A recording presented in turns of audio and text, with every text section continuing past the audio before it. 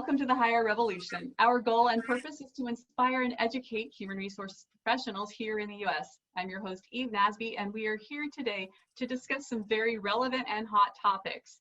We have human resources phenom Paul Falcone, who is a seasoned human resources executive and the author of 10 books, including 96 great interview questions to ask before you hire, 101 tough conversations to have with employees, good book, and 75 ways for managers to hire, develop, and keep employees.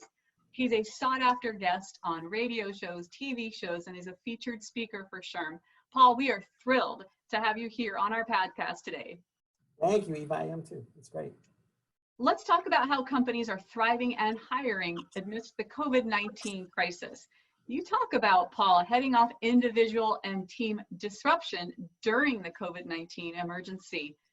In your opinion, what is the general level of anxiety or angst that you're sensing out there, and is it justified, in your opinion? I think it is, Eve. Being in HR, you're in the trenches. So I think you can always have kind of a feel or a rhythm for how people are feeling about their jobs or the company or anything else. Most people that I'm talking to and what I'm seeing myself is the level of tension is very high these days. Now, we're 90 days in front of a presidential election, which is for a lot of people nerve-wracking because they don't know where it's going. You put the COVID piece on top of that. People are afraid to get sick. You've got people working from home who are afraid to return to work. At the time, companies are trying to get people back. And when you shake it all up and you mix it all in, there's a lot of social unrest out there, and it's finding its way into the workplace. So I do think it's very real when people are saying they're nervous, they're anxious these days. You can feel there's a tension. It's almost like there's some unexposed wires out there that are sometimes, snapping. They're kind of going off when you wouldn't expect it from people who normally don't act that way. So. No, I think you're right on. And the question then is, how do you get ahead of that? I mean, if you're a frontline operational leader or a business owner, how do you get ahead? Yeah. So you remember the picture we had of kids of, you hear about the Native Americans and they're sitting around the campfire and they're passing around the peace pipe and they talk. We've lost that. We've lost that ability to pass the peace pipe around and pass the wisdom from the elders to the younger generations. We've become so electronified, I'm not the word, but you know what I mean. Everything, yes. This and cable that and digital this, and I really think we need to talk more. And in times like this, when people are nervous, you cannot over communicate. So one of the things that I recommend, for example, is companies go through sexual harassment training or anti-discrimination training. And the HR person comes in and does a presentation, or an outside lawyer comes in and does the presentation. I think that's great. But I think the manager of a group or the manager of a team has to sit with people and say, okay, you guys, I want to talk about this. Mm-hmm. For us to do so, whatever you say, we will respect. But you have to, whatever you say has to be said in a constructive content, right? With other people's interest in mind. But I want to hear where you're coming from, because this really is important to me. And because it's important to me, I want it to be important to you. And I also want to make sure that we're all in agreement as far as how we're going to treat each other with respect. And how we're always going to have each other's backs. Because no matter how tough it is out there, we're here for each other, and we've got to make sure we're tight and we know that we've got each other's backs. That concept, Eve, of having each other's backs is really important to me because it says a lot. And I think when managers can hear that, or I should say the employees can hear that from their manager, they realize that the manager is taking what is theory, what the HR guy is telling them or whatever, and turns it into something real. And the beauty of it is the manager is teaching the employees to pay it forward. When you become a manager, these are my expectations of you, because I think you can develop your own teams over time. So it's a really healthy way to do things. And it's just talking about things and giving people the freedom to talk about what their concerns are in a safe, open environment, preferably. You can do it one-on-one as well, but I think these group meetings are really important to kind of reset expectations and set the tone going forward. And I can see how that would work probably most of the time. But when an individual causes disruption by acting out and appearing to bully or intimidate others or rile up everyone and instigate trouble, how do you handle it? We can handle that too. That's the good news. Here's a scoop. when one person starts to exhibit those bullying behaviors as the alpha behaviors, alpha male, how you handle it as a manager becomes really important because everyone's watching. Right. And so what I think is a few rules. Number one, talk to that person in private. Don't do it in public. There's always that rule: you praise in public, but you censure in private. So right. You fall under the censuring, and we want to do that respectfully behind closed doors. The second thing is make sure you're using the word perception. Perception. Is not okay. right, is not right, is not wrong. It's just is what it is. You know how they say feelings aren't right or wrong, they just are. Right. They used to call them public relations agencies. Now they call them perception management firms. The reality is this: perception is reality until proven otherwise. Yes. So to sit with the employee and say, Paula, from my vantage point, this is what it feels like. This is what I'm seeing out there. This is how it impresses me. And I'm concerned for you because the reality is if it's impressing me that way, it's probably doing so with some of your peers out there. And I don't know that that's in your best interests. So the reason why I want to have this, consider this more of a coaching conversation, an executive coaching conversation, whatever you want to call it. But the bottom line is I want to kind of emphasize the strengths that you have and help you mitigate some of those shortcomings that you may not be aware of. But from a perception standpoint, I have to hold you responsible for your own perception management. You are responsible, just like I am, for creating a friendly and inclusive work environment. And so the reality becomes, I have to raise your awareness about how you may be coming across, because you may not be aware of it. I've got to kind of hold you to the same standard that I hold myself, which is you're responsible for having each other's backs. And you have to make sure that people will come to you as a resource because they want to, and not in any way avoid you because that can have really long-term negative career repercussions. So let's talk about it. Tell me about what I'm telling you. Does it make sense? Does it resonate? How can I help? And all of a sudden you've taken something with a very delicate glove and you've gently turned this person into you're a problem child, or from you're a problem child to a, hey, you're worth my time in terms of giving you executive coaching to help in your own career. And you'll be surprised. People will usually rise to that level of expectation.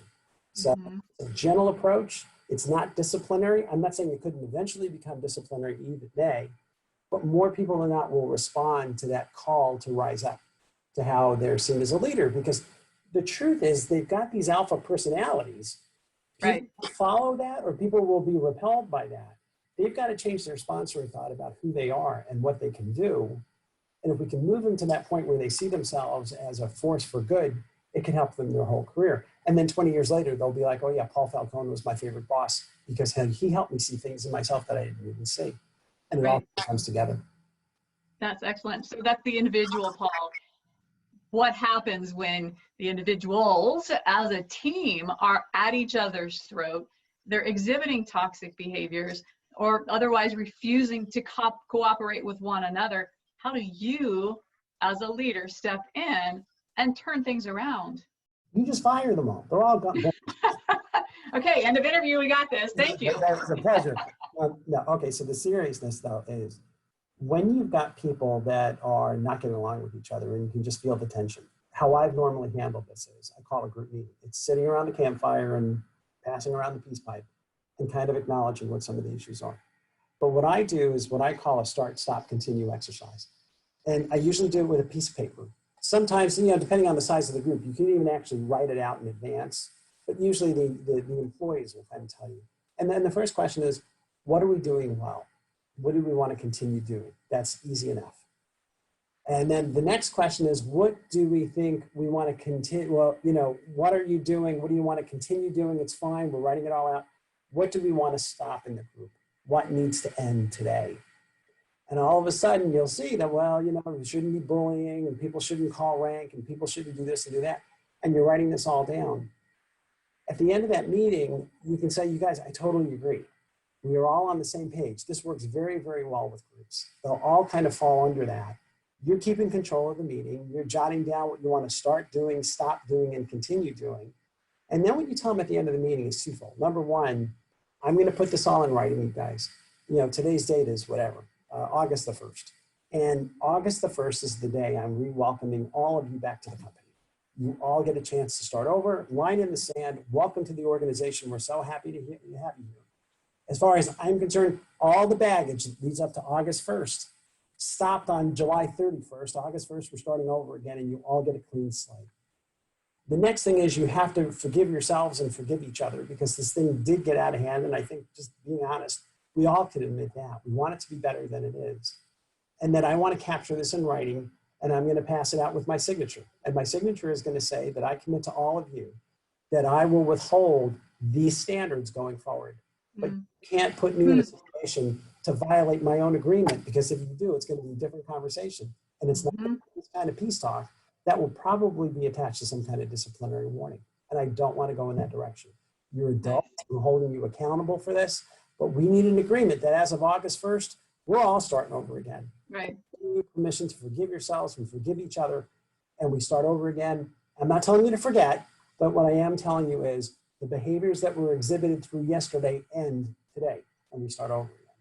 And it's so funny when you make those clear lines for people, when you give them that date in your head, when you put it in writing and say, this is what we've all agreed to that we want to stop, start, or continue doing. I'm not saying it fixes it forever, but it does. It will fix it for a while, because they realize you're taking it seriously, and you get a chance to reset expectations for everybody. You may need tune-ups every quarter, I don't know, but the reality is you've got that date, and they'll joke about that date for 5 years.